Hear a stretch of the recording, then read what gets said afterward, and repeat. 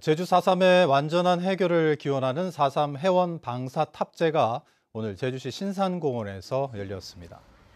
행사를 마련한 제주 4.3 도민연대는 4.3 영령들을 욕보였던 정치 몰입회와 서청 같은 이상한 세력들이 국회의원 후보로 공천됐다며 단호히 대처하겠다고 밝혔습니다. 또 4.3 유족들에게도 국가 보상금이 지급되고 있다며 4.3의 완전한 해결을 위해 노력하겠다고 다짐했습니다. 해원 방사탑은 4.3 50주년인 지난 1998년 희생자들의 원혼을 달래고 진상규명과 특별법 제정 등을 염원하며 제주도 전역에서 모아온 돌멩이 하나하나를 쌓아 올려 세웠습니다.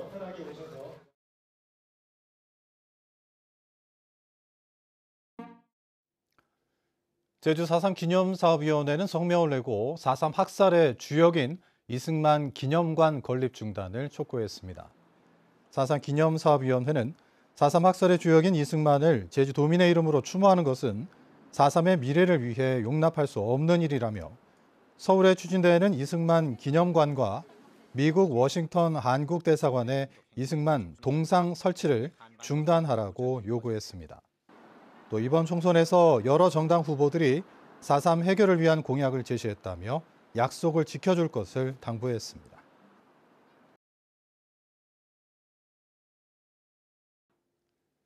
제주 4.3 수용인들의 진술을 기록한 다큐멘터리 영화 돌들이 말할 때까지가 전국 극장에서 상영됩니다. 김경만 감독과 제작사 제주 4.3 도민연대는 제주도의회에서 기자간담회를 열고 오는 11일과 12일 CGV 제주에서 특별 시사회를 마련한 뒤 17일 전국 50여 개 상영관에서 개봉한다고 밝혔습니다. 영화 돌들이 말할 때까지는 4.3 수용인 할머니 5명의 증언을 담은 다큐멘터리 영화로 김경만 감독은 영화를 통해 더 많은 이들이 4.3을 제대로 알게 되었으면 한다고 말했습니다.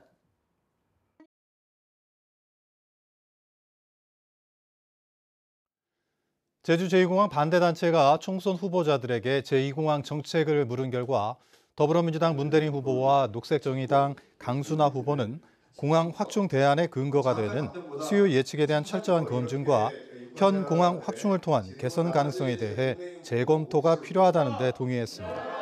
민주당 김한규 후보는 현 공항 포화 상태에 대한 대안이 필요하다고 답했고 민주당 위성권 후보와 국민의힘 고기철, 김승욱 후보는 제2공항 추진 입장을 내놨고 국민의힘 고강철 후보는 답변하지 않았습니다.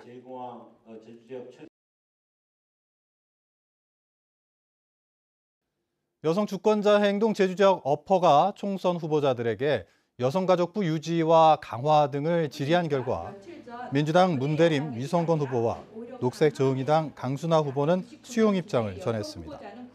민주당 김한규 후보는 인구위기 전담부처로 위상 제고가 필요하다며 조건부 수용 입장을 전했고 국민의힘 고강철 김승욱 후보는 불수용, 고기철 후보는 캠프 논의 중이라고 답했습니다.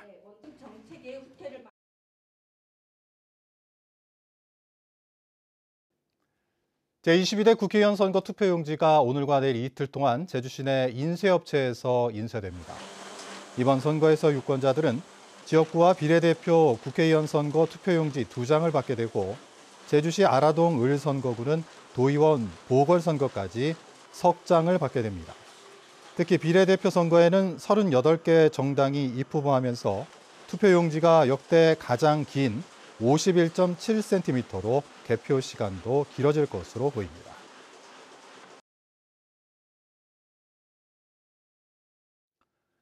제주시 오등봉공원 민간특례개발 사업자인 오등봉 아트파크가 제주시에 120억 원의 손해배상 청구 소송을 제기하겠다고 밝혔습니다.